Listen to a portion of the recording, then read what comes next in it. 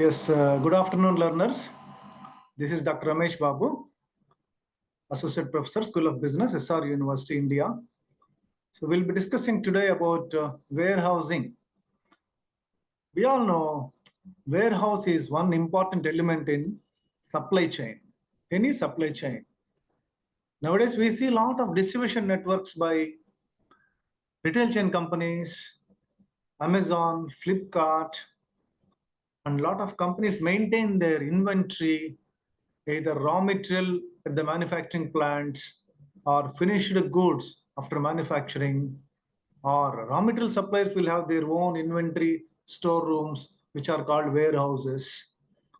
So we'll be more discussing about types of warehouses and functions of warehouses in this class.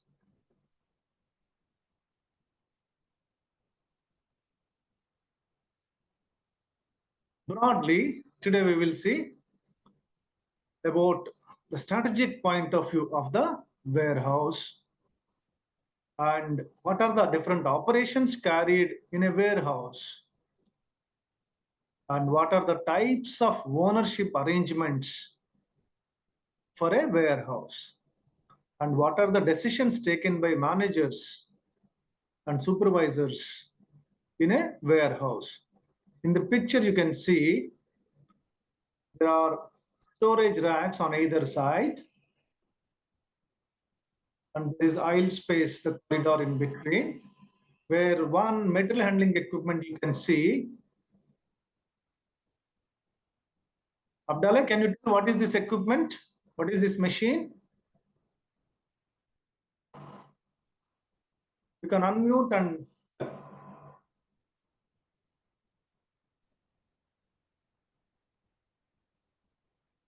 what is this machine? This machine is the handling machine. Sorry, what machine? It's a handling machine, sir. It is forklift or stacking machine. Okay? Forklift. Forklift or stacking. It stacks. Stack. Okay. Very good.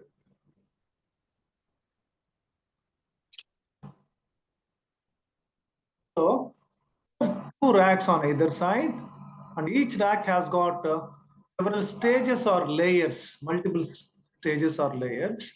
We all know warehouse space is very, very important, and one must utilize fully. That's why cubicle space we utilize in warehouses. Not only the full floor space, we also utilize height-wise also, because warehouse space is very expensive. So we make racking systems, bin systems, metal racks, wooden racks, and store the products or materials. In the racks, you can see there are packed items are kept in each floor or layer. You can see many stages, many layers, many stack heights. Because manually it is not possible to store in such height, machines are used. Machines make operations efficient. Sometimes lightweight materials are kept in ground floor, the lower stages, or heavy metals are kept in lower stages. As a student, which one you prefer? Will you keep lightweight materials in the bottom or heavy materials in the bottom? Can you unmute and tell, both of you?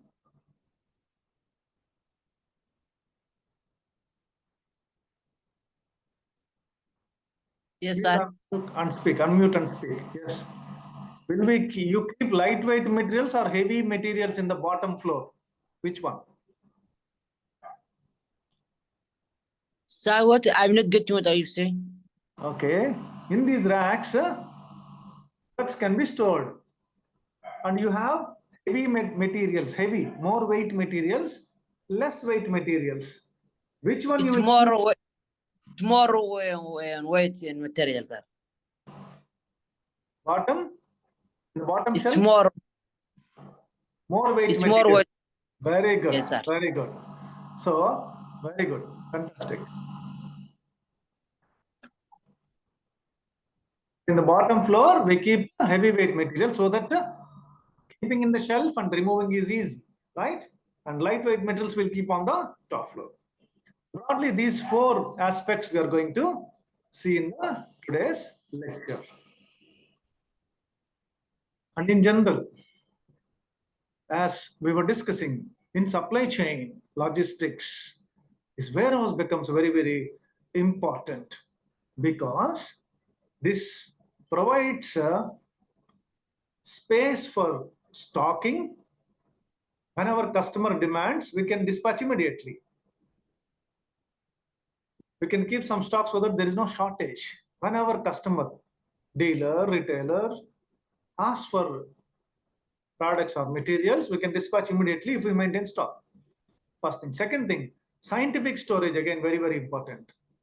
When we store materials, when you keep large quantity, varieties of materials, say in Amazon or Flipkart warehouses, there will be lakhs of different items, millions of different items, and manually identifying is very difficult. That's why we use what we use to identify materials easily. What kind of technologies we use? Can you both tell? To identify materials easily. It's because technology it's so advancing technology using the company. We use small devices which are called radio frequency identification device or barcoding or a sticker and label. Okay, so that we can identify easily. So broadly, this warehouse contributes to logistics in a very big way. But traditionally, earlier, say 70, 80 years back, people used to think warehouse means only storage, stock, just stock. Some people call this as godown or storeroom, but modern warehouses are not only just for stock purpose. One is stock, second one, feeding, cross-docking, sorting, grading, packing, labeling. All these are called value addition. Whenever a distribution center is there, whenever a company has got a lot of distributors, each distributor needs and demands will be different every time. So in a warehouse, we have all the facility to accommodate their schedules, their quantities, their model variety requirements, etc. So warehouse is not a simple go down or storeroom. It is much more than that. Typically, warehouse provides storage space safely and data available in the computer system, what material in which rack it is stored, and there is automatic equipment available. For example, in this picture, you can see another type of forklift. You can easily quickly retrieve. One is storing, second is retrieving. When materials products come from manufacturing plant, they are stored in this. When customers ask for it, we will retrieve, take out from the shelf, pack it if necessary, put it on the pallets, put it in the container or truck, send it. And database is managed. All billing details are maintained.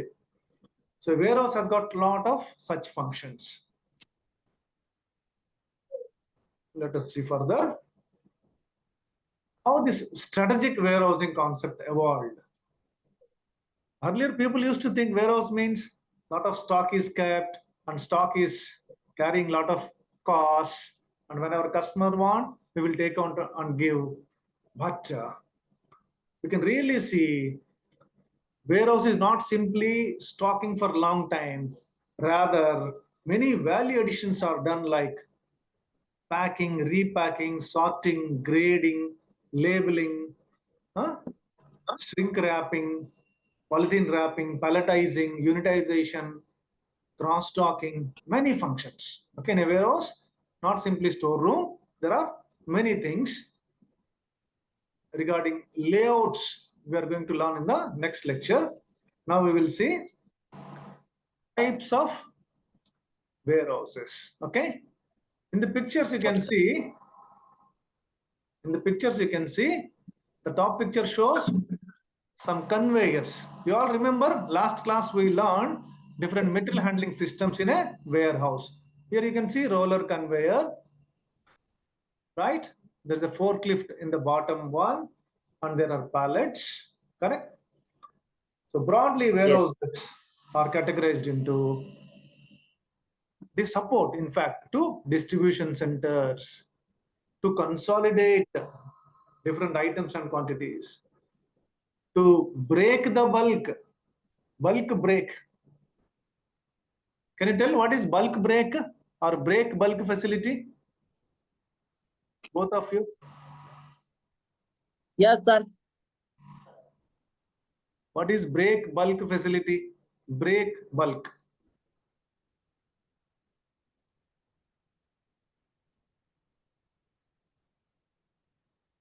It's okay, I'll tell.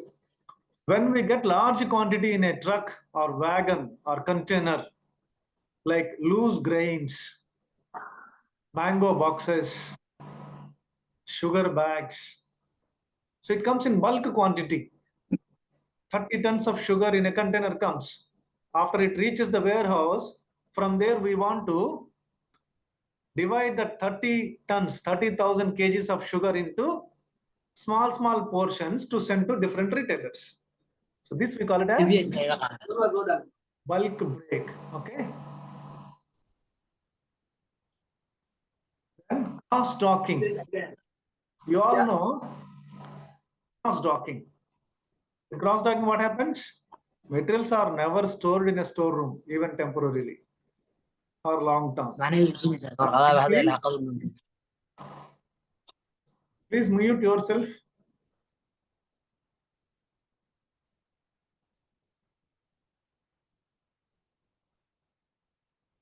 Material comes in one container or truck and it is unloaded in the dock and again resorted and send it into another container loading point. Cross docking. Simply unloading, dividing, distributing, and again putting it in another container in another dock. Cross docking. So warehouse acts as a cross docking facility. And another important point is warehouses support manufacturing activity. Whenever there is a manufacturing facility, definitely there will be inventory. We know three types of inventory. Raw materials. Before manufacturing, we receive raw materials. Semi-finished materials. We receive some semi-finished materials from raw material suppliers. Semi-finished suppliers like sub-assemblies, small components to be assembled in the main component. For example, in a car, tire assembly, clutch assembly, headlights, different components in the engine. So car company will buy as a standard accessories. So some materials are purchased in semi-finished category.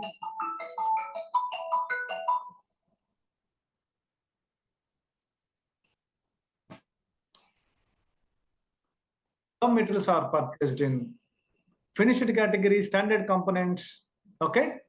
So for manufacturing, this warehouse becomes very critical. And one concept, do you remember? JIT, just in time. So whenever manufacturing plant requires materials, this warehouse provides immediately. Okay, it is a strategic decision. And another important point in warehouses is where we are locating warehouse strategically.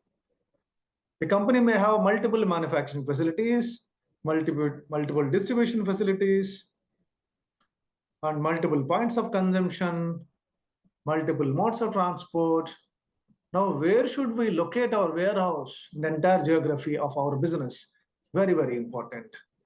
Based on several benefits obtained from a one location or multiple locations, we decide where to locate our warehouse, where our efficiency will be high, operational efficiency, and it is economically beneficial to keep a warehouse in a particular place.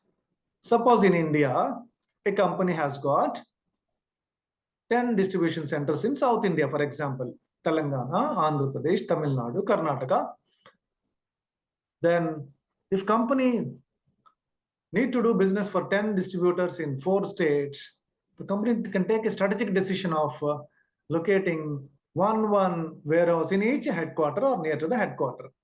Hyderabad, Bangalore, Chennai, and Amaravati. Yes? So from there they can manage. That's how this DMart, okay, Reliance, Walmart, more, these stores do. Okay, they strategically locate their warehouse. From there they do distribution. One important goal for warehouse is maximize the flexibility and respond to ever-changing customer demand. Based on the customer needs, we should do market study and adjust our warehouse operations accordingly. As we are discussing, it has got both economic and service benefits, both. As we were discussing, consolidation and break bulk, because this will reduce transportation cost. When large quantity comes in one truck, from there again, redistribution to small points in small quantities, we must do bulk break. Now let us see in this picture how consolidation works and how break bulk arrangement works. There are 2 diagrams in this. You can see in consolidation, there is a consolidation warehouse in the central point. This is the warehouse where we are going to operate. Now, the products or materials will come from 3 different manufacturing plants, for example, and all come here. Say 3 manufacturing plants supply 3 different sub-assemblies. Say it comes here, then consolidates, put together, then send it to different customers. Okay, means several plants will supply to one location where it is consolidated and sent. On the other hand, bulk break is exactly opposite to this concept. Bulk break means bulk quantity will come from one place in a very big truck, container, or ship. Okay, bulk quantity comes, then the bulk quantity is divided into small portions and send it to different customers. Is this picture clear? Then another important work carried out is sorting. Okay, and one more is cross-docking, order assembly, mixing. You can see here in cross-docking, in the picture you can see there's a distribution center and products will come from different companies or different plants, like Amazon distribution center. It comes from different companies. It comes and the distribution center, they don't store the materials. This is sent to different customers. Here customer means maybe retailer or maybe wholesaler. Okay, maybe stockist, maybe direct customer. So different items come from different plants or companies in the distribution center. Cross docking happens. Unloaded in one dock, reassortment and put into different sized vehicles. Okay, to different customers. Another type of operation is order assembly. So you get materials from different vendors, and we will identify one lead supplier distribution center, lead supplier, okay? And there, these subcomponents are assembled, okay? It goes to an assembly plant. Another type is called mixing, transit mixing point, transit mixing point. Different materials or products will come from different plants or manufacturers. It comes to the mixing point. There, combination of models, combination of mixes are done, send it to different customers. Okay, cross-docking, order assembly, mixing, right? And in the previous slide, we have seen consolidation, then bulk break.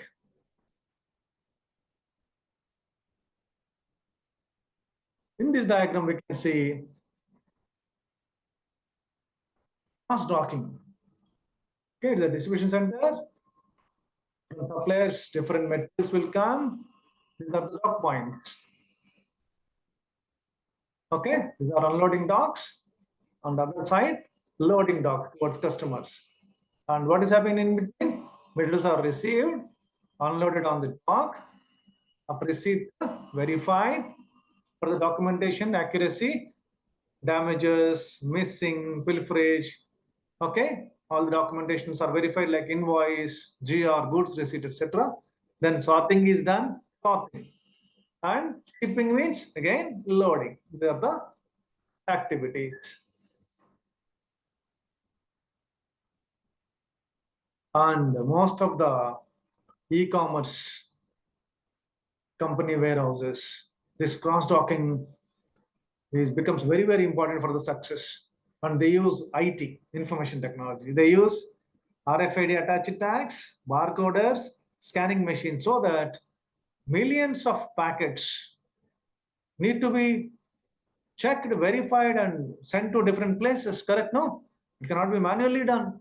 If you do manually, it will take a lot of labor. It will be expensive affair. So to efficiently work with the minimum manpower, we use information technology. So here, receiving, selecting, if required, repacking, and loading to another point, or loading into the loading docks, into the trucks. So here there is no question of any storage. Cross docking, there is no storage involved. This indicates the mixing. Okay, it is performed at an intermediate location between the origin and destination. Generally, the mixing combines inventory from multiple origins, like cross docking, but it also adds items, okay, at the mixing warehouse. As we are discussing, the warehouse becomes one of the important support to the manufacturing operations, wherever assembly is going on. And warehouses are very important for all the seasonal products. All the agriculture crops you see, they are seasonal in nature. Paddy harvesting, wheat harvesting, or fruits harvesting, they are seasonal. So in season, the production will be there, consumption will not be very high in the season. In off season, production will not be there. That is, off season means crop off season. We must preserve them in warehouses, suitable warehouses. If they are dry grains, you can preserve in a normal temperature, ambient temperature warehouses like FCI, Food Corporation of India, or Central Warehousing Corporation, dry grains. If they are fruits, vegetables, or high moisture products, we must definitely put in a temperature controlled cold rooms, temperature controlled warehouses. So basically, seasonal production include agriculture products, toys and furniture. Based on the marketing seasons also, we need to store. And warehouses, another important element is reverse logistics processing. Whenever products are returned from customer side, we should be able to process them quickly, very carefully, efficiently, because during warranty, products may be returned. During sales in the shelf, things may get damaged or rejected by customer, or product may be recalled by the company, or for the purpose of repair, it may be coming back, or refurbishing, it may come back, okay, remodeling, remodification, etc. Or spoiled, damaged, warranty rejected products. For all these, we must plan for reverse logistics in advance, and a warehouse supports this activity. And there are several service benefits like spot stocking, full line stocking, and value added services also as per the customer requirement. For example, customer may ask multi-layer packing, cling film, shrink wrap, okay, strap, or any special printing, color printing on the box, etc. So that value added services can be provided for the customer. And these are the big list of value added services. Cross-docking, customer returns, home delivery arrangements, in-transit merge, Kanban, it's one of the inventory control method, okay? Kanban card. Like that, there are several services which can be provided by a warehouse. In a warehouse, there are broadly two operational activities. One is handling. Handling means moving, loading, unloading, sorting, packing, grading, palletizing, etc. Second one is storage. In the pictures you can see, on the top you can see a forklift, either loading or unloading, a palletized or unitized quantity of goods into the truck or from the truck. In the bottom picture you can see storage means this is handling and this is storage. Storage means it's a fixed place where metals are kept either for short term or long term. And several other activities like assembling, packing, repacking, etc. In handling, what we do broadly? Receiving, in storage, and shipping. At all the stages, we use material handling equipment for quick and efficient movement. When it comes to storage plans, how do we decide where to store, in which floor, in which room, whether we should store in dynamic storage or static storage? Dynamic storage means short-term storage, storing for one day, immediately it goes off. Turnover ratio is very, very high. Static storage is we keep and forget for some time, correct? No? 3 months, 6 months, 1 year like that. So what are the criteria to decide this? Is one is velocity, second is weight, third is specific characteristics. Velocity means how fast the goods will move, when it comes, when it goes, how quickly it will. Say some product need to be dispatched day after tomorrow and we receive today in the store. Definitely velocity is very, very high. It is coming, staying for 48 hours, going to another plant. Cross-docking, very high velocity, correct? So we decide storage plan based on velocity, then weight, how heavy is the product based on the weight, okay? And are there any special characteristics like how large is the product, how small is the product, is it rack type or bin type or what, okay? All these are important parameters to decide the storage. And warehouse must manage two classes of storage. That is, one is active storage, second one is extended storage. Active storage means quick movement, high velocity, cross-dock distribution, flow through, okay? Extended storage means stored for excess period, longer period, seasonal items, okay? To take the benefit of off-season, companies store their seasonal materials, products. Or speculative, when the demand can rise, okay? We can make more profits. Speculation, we can store those items. And another important aspect of warehouses is warehouse ownership arrangements. Okay, this is the last topic for today. Warehouse ownership arrangements. Who is the owner of this warehouse is another criteria, right? It can be private owned or public owned. What is the meaning of this private owned or public owned? Private owned means it belongs to a private company who operates it and they store their own products. Okay, all the manufacturers will have their own warehouses. They don't keep other companies' materials. Whereas other category is called public warehouses. Public warehouses means the service company, the warehouse company will store their materials also, and they also hires out space and services. They give this storage space on rental to some other companies also. This is called public warehouses. Anybody can go pay rental and use it as per contract. So what kind of different goods are kept? Are general merchandise, FMCG goods, engineering goods. Okay. Another class is refrigerated. Refrigerated means which maintains low temperature than the ambient. Okay, under cooling, which is called cold storage. So refrigerated space. Special commodities. Special commodities means vaccines, medicine, meat products, frozen products, okay, minus 20 degrees products, or hazardous materials, okay, or storing of dead bodies in a mortuary at minus 18 degrees centigrade is another special commodity, correct? No?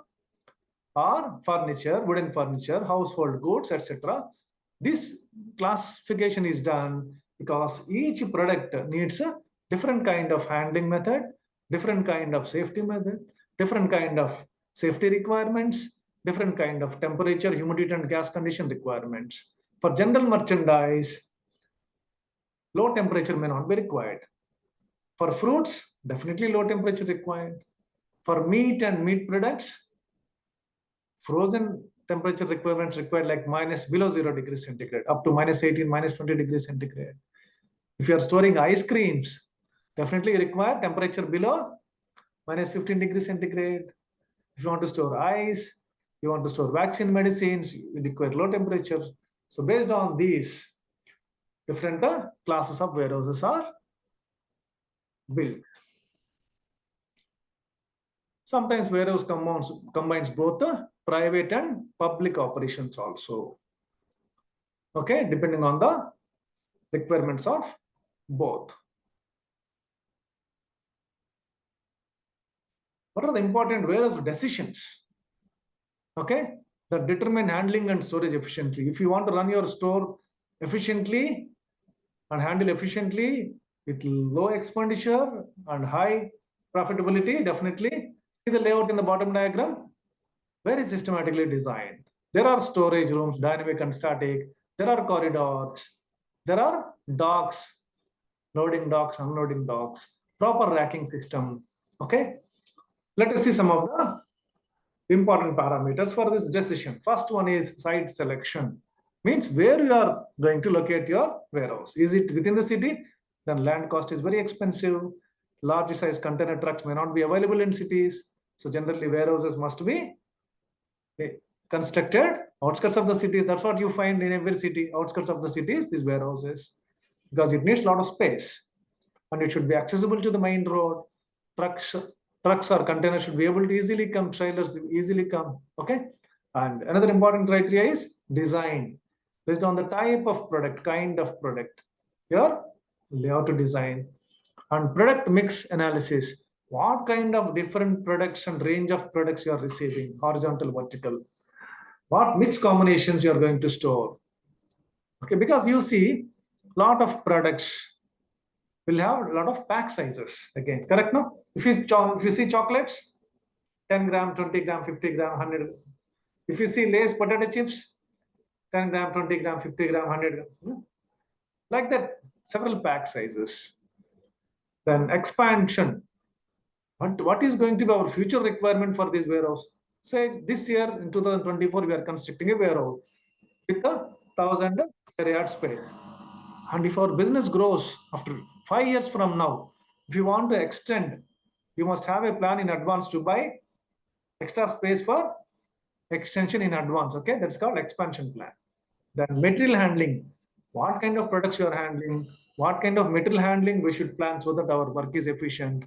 Are we going to do with the mechanization fully automatically, like automatic storage and retrieval systems nowadays available, ASRS, or semi-automatic hand pallet trucks, or forklift trucks, or stackers, or conveyors?